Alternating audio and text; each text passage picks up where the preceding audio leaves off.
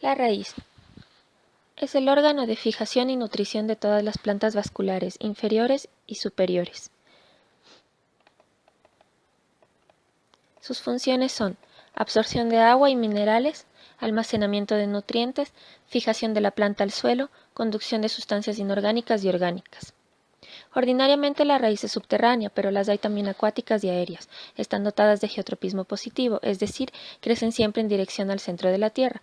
Las raíces tienden a ramificarse abundantemente debido a diferencias de humedad y la presencia de macro y microelementos en el suelo. Crecimiento de la raíz. Las raíces crecen mediante dos tipos de crecimiento, primario en longitud y secundario en grosor o diámetro. El crecimiento inicial y longitudinal de la raíz se efectúa a partir del tejido meristemático apical, el cual permite el crecimiento primario. El crecimiento secundario de la raíz se efectúa a partir del tejido meristemático lateral llamado cambium, que es un cilindro de células meristemáticas y permite el crecimiento secundario. Morfología de la raíz. Externamente la raíz consta de las siguientes partes: zona de protección, cofia, caliptra o pilorriza, zona meristemática, zona de elongación o alargamiento, zona de ramificación o maduración y zona de transición o cuello de la raíz. La zona de protección, también llamada cofia, caliptra o pilorriza, es una pequeña zona formada de células con paredes lignificadas. Es la zona que a manera de dedal se encarga de proteger, rodear y evitar que el tejido meristemático sea dañado por acción del suelo durante el engrosamiento y elongación de la raíz. Esta zona tiene una longitud aproximada de 1 milímetro y se le considera el sensor de la gravedad, ya que sus células en su citoplasma contienen pequeños gránulos de carbonato de calcio llamados estatolitos que adicionan peso a la cofia, lo cual determina que la raíz siempre crezca hacia abajo con geotropismo positivo. Zona meristemática. Es de 1 milímetro de longitud y está formada de tejido meristemático de intensa actividad mitótica. Las constantes divisiones celulares permiten la diferenciación y reposición de todas las zonas de la raíz. Zona de elongación. Es la zona que se alarga constantemente. Se forma de células cilíndricas que permiten el crecimiento longitudinal. El tamaño de esta zona varía en función de la disponibilidad de agua y nutrientes del suelo. Es de mayor tamaño cuando en el suelo no hay suficiente humedad y elementos químicos, lo cual determina que la raíz tenga que profundizarse más. La zona de ramificación, también denominada de maduración, ya que es a partir de esta zona que los vasos de conducción de floema y xilema se diferencian y están en capacidad de transportar sustancias orgánicas e inorgánicas. En esta región la ramificación de la raíz es abundante, lo cual facilita y amplía la absorción de nutrientes. Durante la germinación de la semilla, esta zona forma los pelos absorbentes que tienen un tiempo de vida muy corto, ya que son frágiles y se forman por el alargamiento de una sola cara celular, que al tomar contacto con el suelo, se eliminan por la fricción que rompe a los mismos e inmediatamente son reemplazados por raíces laterales. Zona de transición. Es el cuello de la raíz y se ubica entre el tallo y la raíz. Es una zona muy dura y resistente ya que debe soportar la fuerza ejercida por el viento. Generalmente es más ensanchada que el resto de la planta. Anatomía de la raíz. Al analizar una sección transversal de la raíz se observa una serie de tejidos dispuestos en anillos concéntricos que de la periferia al centro son epidermis, corteza, endodermis y estele. La epidermis es un tejido formado por una monocapa de células de una sola célula de espesor. Absorbe agua, no forma cutícula ya que sus células no producen cutina o sustancia cerosa para no impedir la libre absorción del agua al interior de la raíz. Corteza. Está rodeada por la epidermis, es un tejido parenquimatoso, grueso de reserva o almacenamiento de nutrientes. Sus células tienen paredes delgadas y dejan grandes espacios aeríferos entre ellas para facilitar el paso de agua y minerales hacia el centro de la raíz. Endodermis. Se ubica a continuación de la corteza. Está formada por un anillo fino y simple de células con paredes más delgadas llamadas células de paso. Estas células internamente están tapizadas por la banda de Caspari, formada de un material ceroso llamado suberina, que impide o permite el paso de agua hacia el cilindro central o estele. Estele es el centro de la raíz que se forma por actividad del procambium o periciclo que forma vasos de conducción de xilema y floema. El periciclo también origina ramificaciones, raíces secundarias o laterales, las cuales se desarrollan hacia los lados de la raíz. A medida que las raíces laterales brotan y crecen, las células de la corteza y de la epidermis se destruyen causando heridas.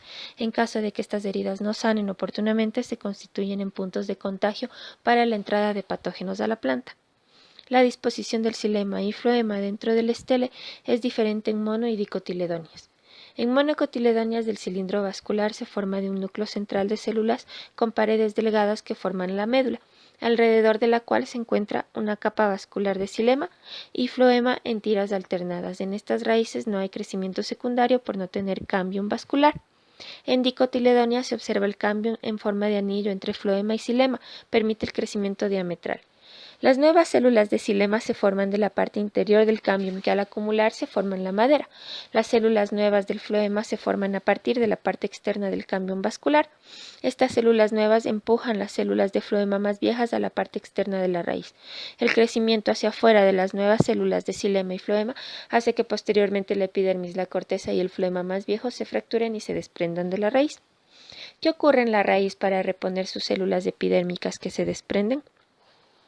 Cerca de la superficie del cilindro vascular, una capa llamada cambium, tuberoso o felógeno, origina una capa protectora denominada corcho. Es un tejido formado de células gruesas que protegen las raíces leñosas. El corcho es fuerte y resistente al agua, por lo que la absorción del agua ocurre en los ápices de las raíces. Clases de sistemas radiculares.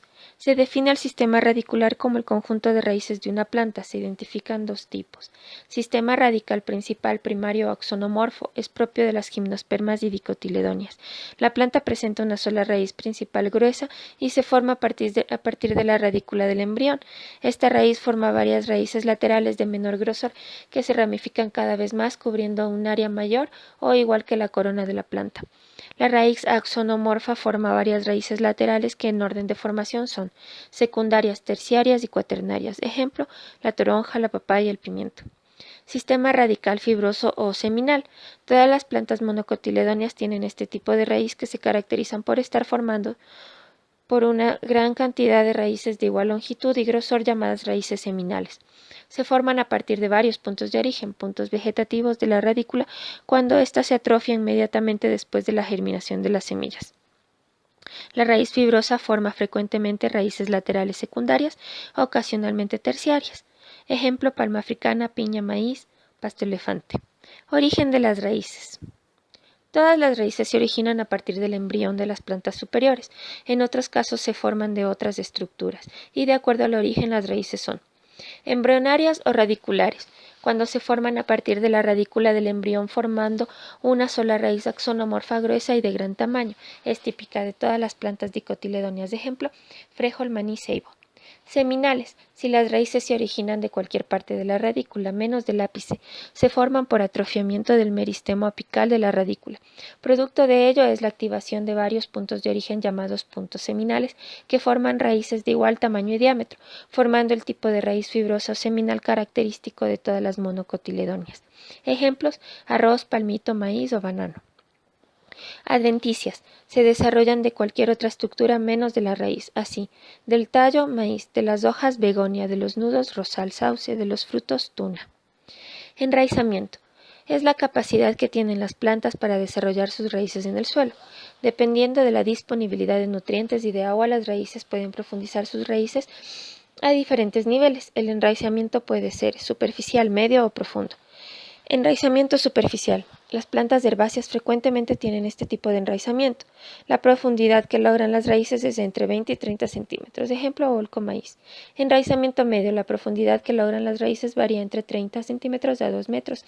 Es típico en los arbustos. Ejemplo, mora, chilca. Enraizamiento profundo. Es propio de las plantas perennes como los árboles. El enraizamiento es a partir de los 2 metros en adelante.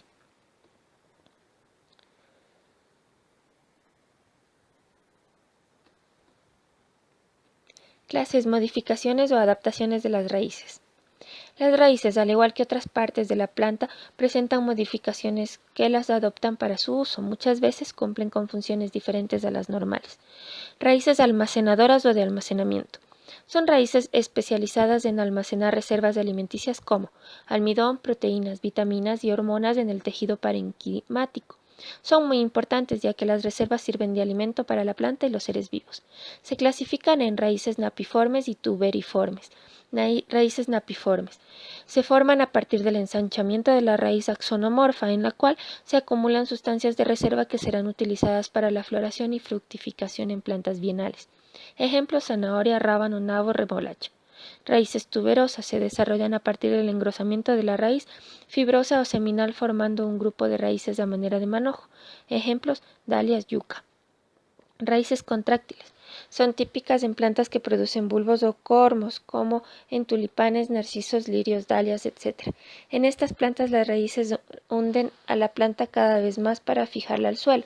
La contracción se produce por acortamiento y engrosamiento de la zona de elongación. La parte contráctil pierde 2/3 partes de su longitud en pocas semanas. Raíces acuáticas.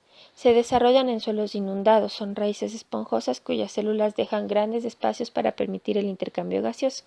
Ejemplo: arroz, mangle. Neumatóforo. Son raíces que se desarrollan en plantas que crecen en pantanos, desarrollan raíces que crecen hasta la superficie del suelo para facilitar el intercambio gaseoso. Ejemplo: arroz. Raíces adventicias. Se desarrollan a partir de otra parte de la planta que no sea la raíz, son de soporte y actúan como contrafuertes, ya que tienen un desarrollo secundario que incrementa dureza y proporcionan soporte adicional. Ejemplos: mangle, maíz. Aéreas o velamen. Cuando se desarrollan sobre el suelo, son raíces engrosadas y especializadas en la captación de la humedad ambiental. No son raíces parásitas, ya que crecen solo sobre cualquier soporte, ramas, tallos, típicas de las plantas epífitas, como en las orquídeas.